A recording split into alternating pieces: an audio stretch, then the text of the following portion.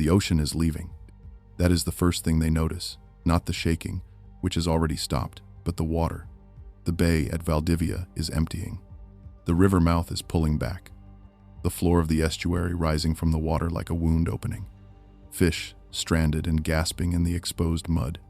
Boats listing sideways in the retreating tide. The people on the waterfront, the ones who have come down to look at the damage from the shaking, stand and watch the water go. Some of them have lived beside the Pacific their whole lives. They know what a receding ocean means. Most of them run. It is 3:11 in the afternoon on May 22nd, 1960, and the ground beneath southern Chile has just done something that has never been done before in the history of recorded seismology. A locked fault running along the ocean floor, a line of compressed, strained rock extending for close to 1,000 kilometers, has released all at once. The rupture has traveled from north to south at approximately 3 kilometers per second. Buildings that survived the earthquake of the previous day, the one that every official authority had confirmed was the main event, the worst of it, are now rubble. The city of Valdivia, a prosperous port in southern Chile, is sinking. Not in the way cities sink in disaster, not metaphorically, not through the failure of institutions or the departure of people, but physically, the actual ground dropping toward the water that is still, for the moment, pulling itself away from the coast. The earthquake that just ended was magnitude 9.5, the largest ever measured by human instruments. A number so large that the scale designed to measure earthquakes, the scale most people still know by name, had saturated. It had run out of numbers. The earthquake was beyond its range. The ocean is coming back now. The people on the shore who are still there, the ones who froze, or who could not believe that the worst was beginning again after a day of being told it was over, will have seconds. And almost every one of them had been told, 27 hours earlier, that the danger had already passed. They believed it. They had every reason to. The 1960 Chilean earthquake is remembered as the largest earthquake in recorded history. That part is true. What almost no standard account examines is May 21st, the day before, and the earthquake that shattered that narrative before the main shock ever arrived. On the morning of May 21st, 1960, a magnitude 8.1 earthquake tore through southern Chile. It was devastating. Buildings collapsed. People died. Coastal communities evacuated. And then the officials and seismologists of the era, using the best instruments and theoretical frameworks available, made an assessment that was entirely consistent with everything they knew. This was the main event. The worst was over. 27 hours later, the real earthquake arrived.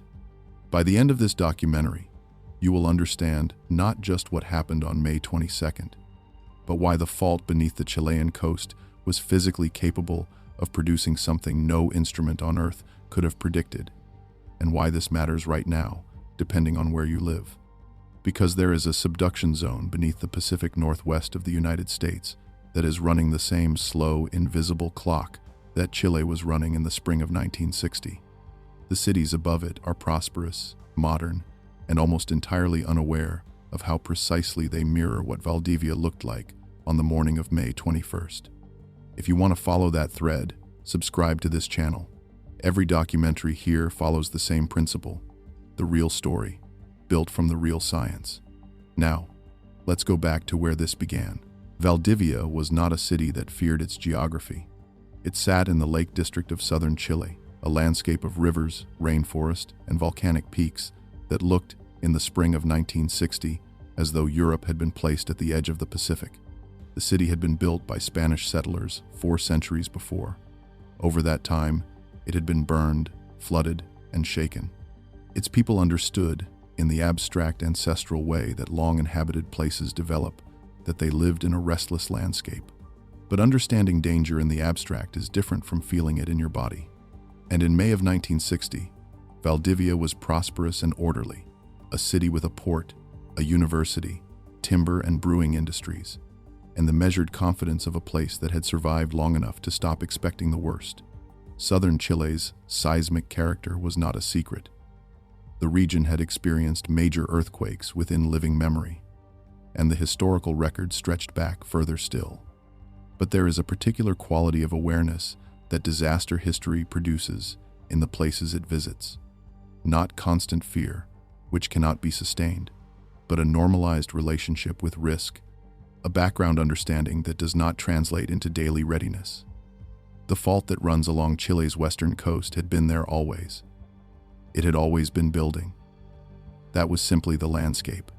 At 6:02 in the morning on May 21st, 1960, the background fact became immediate. The foreshock struck without warning. Its magnitude has been estimated at approximately 8.1, a devastating earthquake by any standard. The shaking was felt across a vast area of southern Chile. In Concepcion, Chile's second largest city, located hundreds of kilometers north of Valdivia, buildings collapsed and people died. In coastal towns, the ground moved violently enough to send residents running from their homes. Some communities evacuated to higher ground in the minutes after the shaking stopped, the standard response to a major earthquake near the coast, where experience had taught that the ocean sometimes followed. That morning, the ocean did not follow.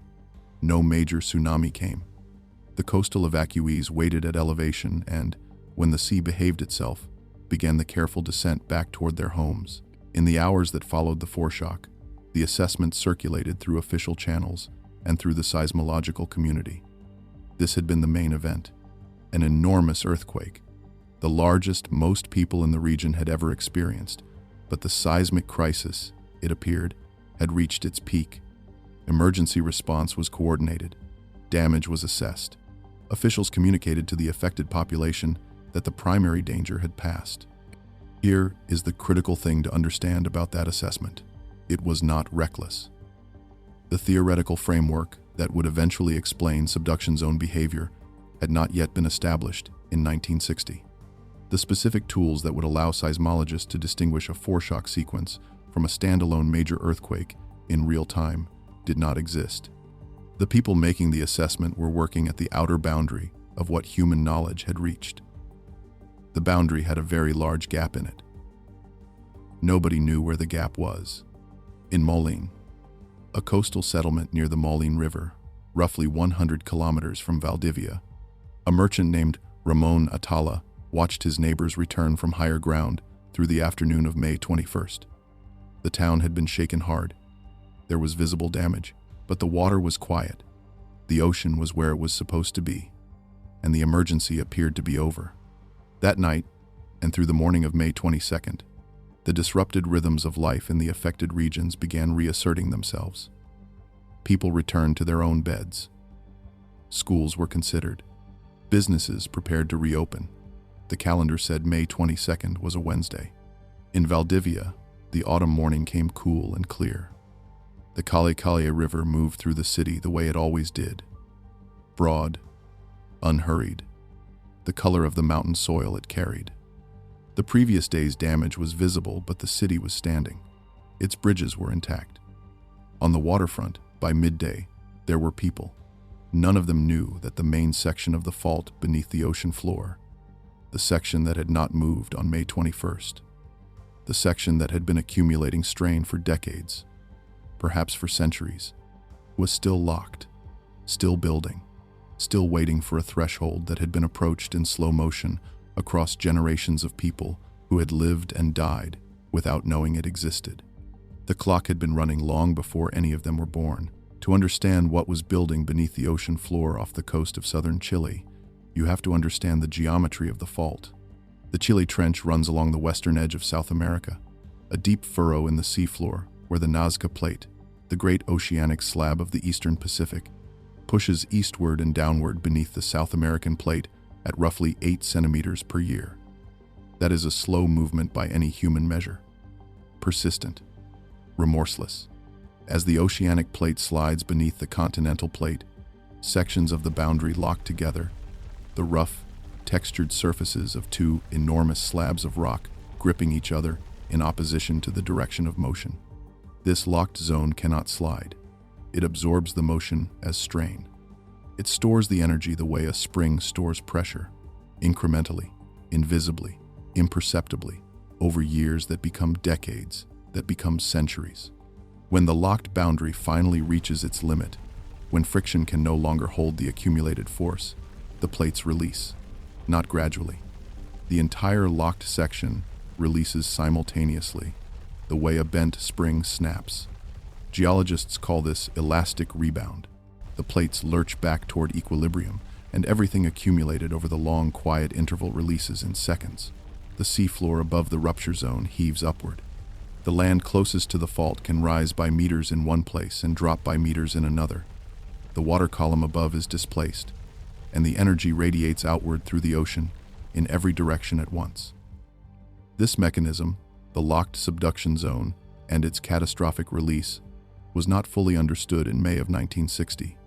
The theory of plate tectonics was still being assembled across the scientific community. The concept of a megathrust subduction zone earthquake, in which an enormous section of a plate boundary releases simultaneously across hundreds of kilometers, was not yet part of the standard scientific framework. What seismologists knew was that Chile had major earthquakes. They did not have the full language yet to ask the deeper question: how much fault had just moved, and how much was still waiting?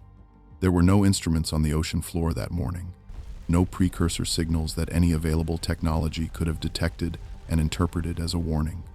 The Pacific Tsunami Warning Center, established in 1948 following a devastating tsunami from the Aleutian Islands, was designed to detect tsunamis already in motion. It was built for the wave, not the rupture that caused it. For that, no system existed anywhere on Earth. In Valdivia, the afternoon of May 22nd arrived with the low amber light that comes to southern Chile in late autumn, the southern hemisphere inclining toward winter, the sun angled long across the river valleys. The waterfront was in use. The bridges were in use. There were people on the streets, shops open, the ordinary momentum of a city getting back to normal after an unsettling few days. The shaking of the previous morning had not killed their confidence. It had merely interrupted it. They did not know that beneath the ocean floor, the locked zone, the main zone, the long one, the one that mattered, was approaching a threshold that could not be negotiated with, could not be detected, and could not be predicted by any tool that existed. At 3:11 in the afternoon, the Nazca Plate let go. There is a question that runs through every account of May 22nd, 1960, and it does not resolve easily. Was there a window? In the 27 hours between the foreshock and the main shock, was there any moment at which the evidence already in hand could have led to a different conclusion? Not with instruments that did not exist, not with frameworks that had not yet been built, but with what was actually there: the seismograms, the damage assessments, the field reports.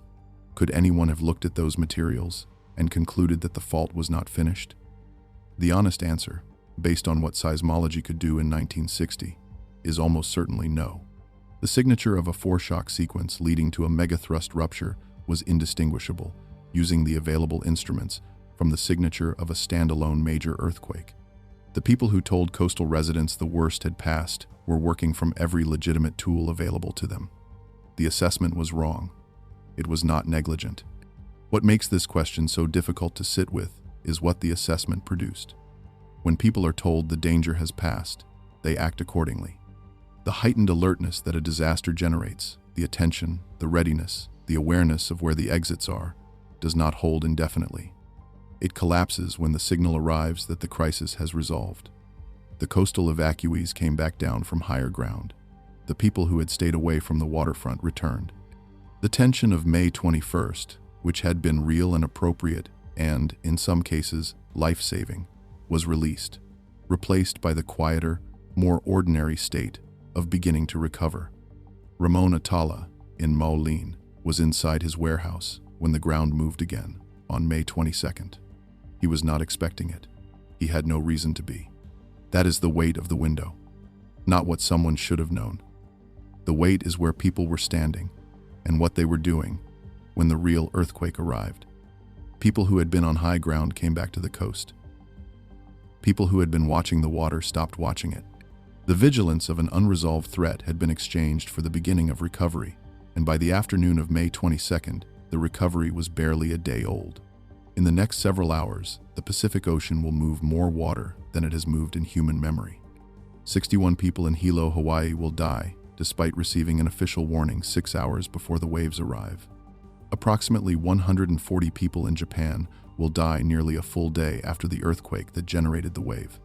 And in the mountains above Valdivia, a lake will press against a dam of broken rock and mud, held back by nothing but the labor of human hands. But first, the ground. What would you have done? If the biggest earthquake you had ever felt struck on a Sunday morning, and officials confirmed the worst was over, would you have gone back home by Wednesday? Tell me in the comments. The rupture began at the northern end of the locked zone and propagated southward. This is not how most people picture an earthquake. The common image is of a single epicenter from which shaking radiates outward like rings from a stone dropped in water. What happened on May 22nd, 1960, was different in kind. The rupture was a propagating front, a wave of release moving along the fault at approximately 3 kilometers per second. The locked boundary between the Nazca and South American plates, giving way section by section across a total length that would eventually be measured at between 800 and 1,000 kilometers. Each section, as it released, unleashed energy comparable to a major earthquake on its own. They released in sequence, one driving the next, the rupture moving southward through the ocean floor in a matter of minutes. In Valdivia, the shaking began as a deep, rolling motion, the kind that feels like the ground beneath a building has become liquid. Then, it intensified. Buildings that had survived May 21st began to fail. Walls that had been cracked collapsed. The ground moved in multiple directions simultaneously, rolling, heaving, dropping, with an intensity that survivors described as unlike anything they had experienced. And this was a region that had experienced major earthquakes within living memory. The intense shaking lasted 8 to 10 minutes. An earthquake that lasts 30 seconds is remembered as catastrophic. 8 to 10 minutes of this level of motion is something for which almost no human frame of reference exists. The land itself was changing shape. Valdivia sank by approximately 1.8 meters over the course of the rupture. The riverfront, which had been dry ground that morning, was becoming water. Permanently. Far to the south, at Guamblin Island, the land rose by nearly 6 meters. Rock and soil that had been in one place for recorded history, suddenly in another. The physical surface of the Chilean coast redrawn in minutes. Near Tralcan Mountain, above the Lake District, the earthquake triggered massive landslides. The slopes above Lake Riñihue gave way. Enormous quantities of rock and soil fell into the river valley below and blocked the San Pedro River, the lake's only outlet, behind a wall of debris. The lake, with nowhere to drain, began to rise. Nobody was watching the lake yet. There was too much else happening. At the ocean floor, between 800 and 1,000 kilometers of seafloor had moved by several meters within minutes. The water column above was displaced. The ocean surface heaved upward, and the wave began to radiate outward in every direction. On the waterfront in Valdivia, the ocean pulled back. The people who recognized what they were seeing ran. Those who did not ran when they saw the others run. The tsunami wave struck the Chilean coast within minutes of the main shock, driving walls of water through settlements already damaged by 2 days of earthquakes. Maulin was among the coastal towns hit. Ramon Atala, caught between the first and second waves, held the doors of his warehouse as the water moved through the town. Approximately 20 people sheltered within its walls between the waves. They survived. Across southern Chile, the scale of destruction was total in many places. Communities were erased. The death toll would eventually be estimated somewhere between just under 500 and nearly 6,000. The wide range itself, a record of catastrophe, reflecting how thoroughly some areas were swept away and how impossible it became to count the missing where no records survived. The tsunami was not finished. Moving westward across the Pacific at more than 640 kilometers per hour, the wave reached the Hawaiian Islands approximately 15 hours after the main shock. The Pacific Tsunami Warning Center had detected the earthquake and issued warnings to Hawaii approximately 6 hours before the expected wave arrival. Coastal sirens were sounded. Evacuations were ordered.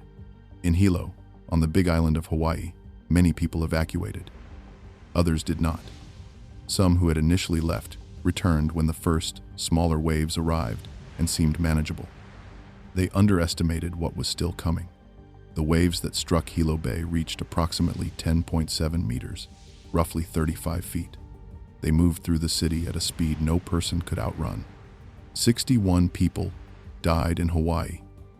Most died in Hilo. Most of them had received a warning.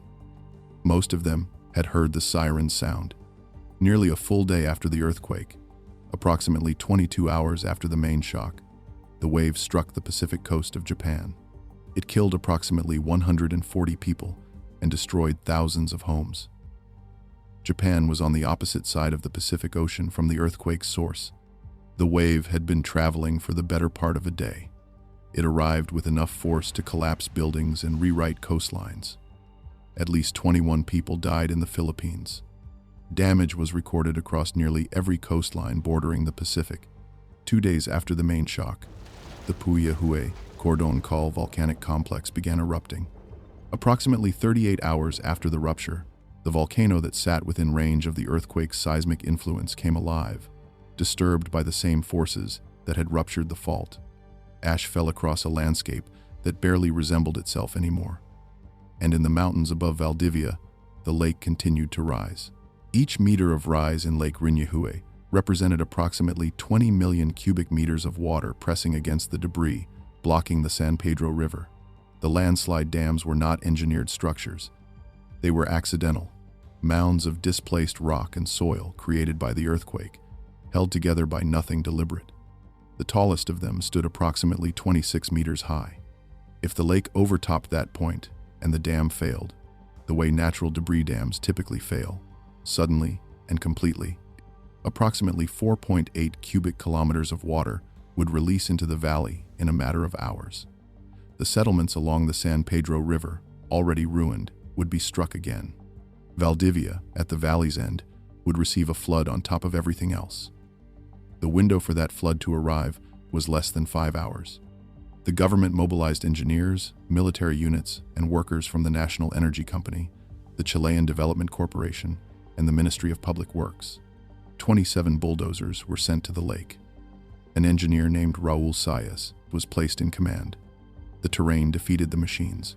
The slopes near the landslide dams were waterlogged and unstable. The bulldozers sank in the mud.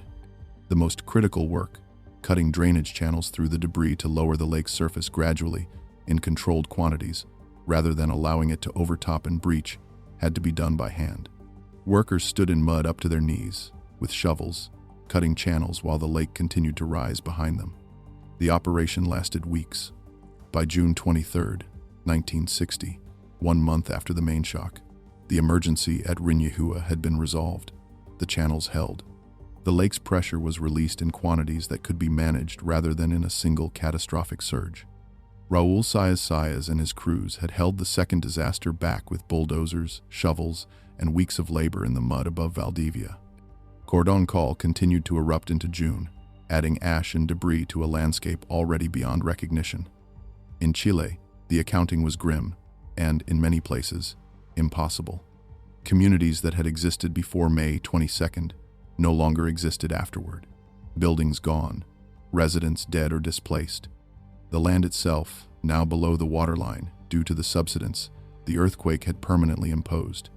An estimated 1,655 people were eventually recorded as killed in Chile, though other estimates run to nearly 6,000, reflecting how thoroughly some coastal areas had been erased. The hardest detail in the record, the one that does not release easily, is this. Many of the people who died on May 22nd had already done everything right. They had evacuated after the May 21st foreshock. They had gone to higher ground. They had waited. And then they had come home, because the authorities told them the danger was over, and the authorities were telling them the truth as they understood it.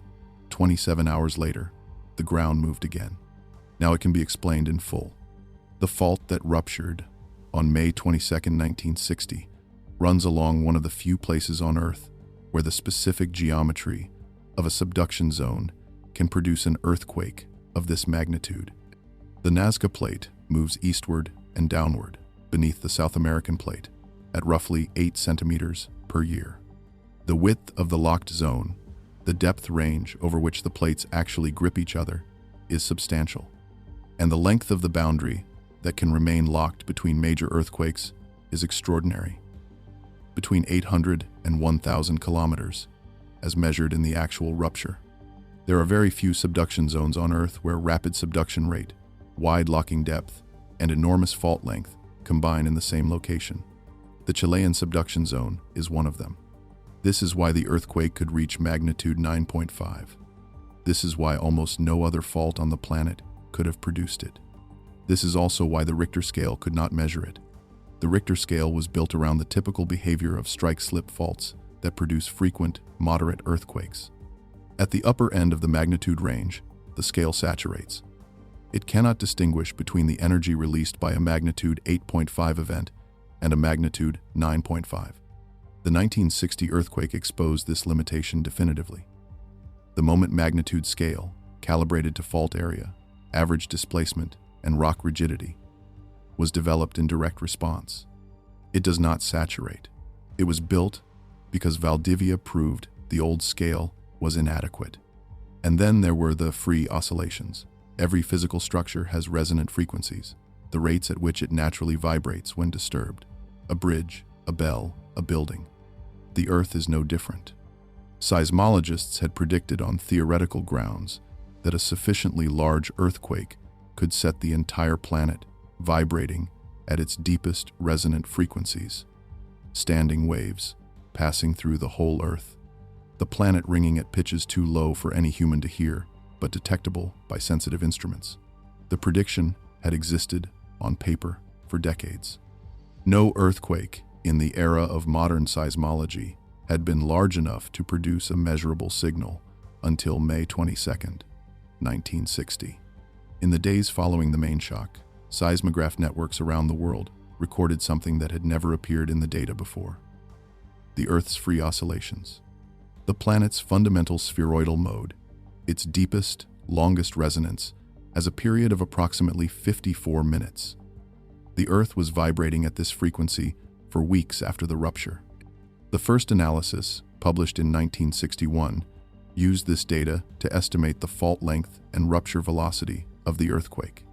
The observation confirmed theoretical predictions that had waited decades for proof and opened an entirely new branch of global seismology. Free oscillation data became one of the primary tools for understanding the Earth's deep interior, its density, composition, and elastic properties at depths no drill could ever reach.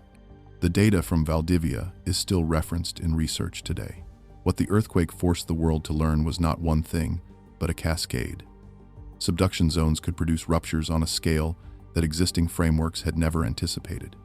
The moment magnitude scale replaced an instrument that had run out of range. The planet's interior could be studied through its own resonant response to catastrophe. The Pacific Tsunami Warning System, though it functioned correctly and issued warnings to Hawaii 6 hours before impact, was insufficient in reach and in public preparedness. The international coordination improvements that followed the 1960 event are the direct ancestors of the warning infrastructure operating across the Pacific today. But the foreshock problem remains open. The ability to determine in real time whether a major earthquake is a foreshock to something larger or is itself the main shock. The specific gap that existed on May 21, 1960, has not been solved. Seismology is vastly more sophisticated. Subduction zone behavior is understood in far greater detail. Statistical models can now estimate the elevated probability of a larger earthquake in the hours and days following a major one, and those models are taken seriously. But the definitive answer, is this the big one, or is the big one still coming, cannot be given with certainty in the critical window after a major earthquake. Not in Chile, not in Japan, not anywhere. The gap has been narrowed. It has not been closed. On January 26, 1700, a fault beneath the Pacific Northwest of North America ruptured.